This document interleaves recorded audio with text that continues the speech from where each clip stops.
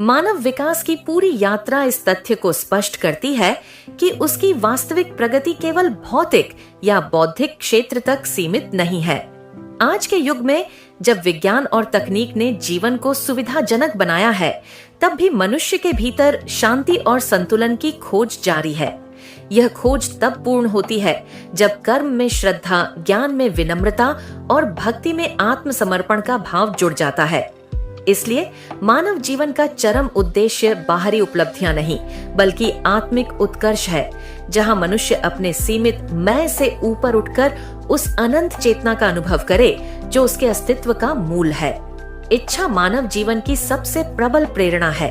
यह मनुष्य को निरंतर उन्नति के मार्ग पर अग्रसर करती है।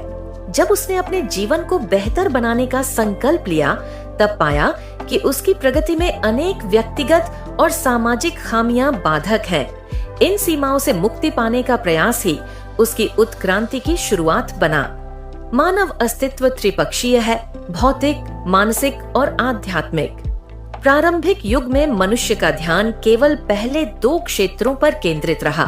आध्यात्मिक क्षेत्र में प्रवेश की कुंजी उसके पास तब नहीं थी, इसलिए उसका विकास अधूरा था। मनुष्य ने जब जीवन की सीमाओं को पहचाना, तब उसने कर्म के माध्यम से उन्नति का मार्ग अपनाया। यही क्रमिक परिवर्तन कर्मयोग कहलाया, यानी कर्म द्वारा चेतना का विकास। आनंद मार्ग दर्शन के अनुसार वास्तविक कर्मयोग वह है जिसमें हर कर्म साधना बन जाए। कर्मयोग ने मनुष्य को कर्मशील, जिज्ञासु और सक्रिय बनाया। इसके बाद मनुष्य ने अनुभव किया कि केवल बाहरी प्रयास पर्याप्त नहीं है। भौतिक सीमाओं के पार जाकर जब उसने विचार, कल्पना और विवेक की शक्ति को विकसित किया, तो मानसिक परिवर्तन आरंभ हुए। यह अवस्था ज्ञान योग की थी। ज्ञान योग ने मनुष्य को विवेकशील बनाया और उसे यह बोध कराया कि सच्ची प्रगति आंतरिक जागरण में है। इस प्रक्रिया में मनुष्य ने अपनी खामियों, भय और सीमाओं से जूझना सीखा। लेकिन सीमित मस्तिष्क के सहारे यह संघर्ष आसान न था। मनुष्य ने अनुभव किया कि यदि वह अपनी मानसिक प्रवृत्तियों को एकाग्र कर उन्हें ब्रह्मांडीय चेतना में विलीन कर सके, तो उसी ऊर्जा की सहायता से वह अपनी कमजोरियों को शीघ्र दूर कर सकता है।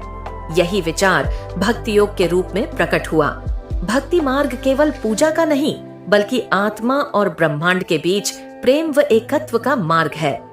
भक्ति योग ने मनुष्य को यह सिखाया कि पूर्णता किसी उपलब्धि का परिणाम नहीं, बल्कि समर्पण की अवस्था है।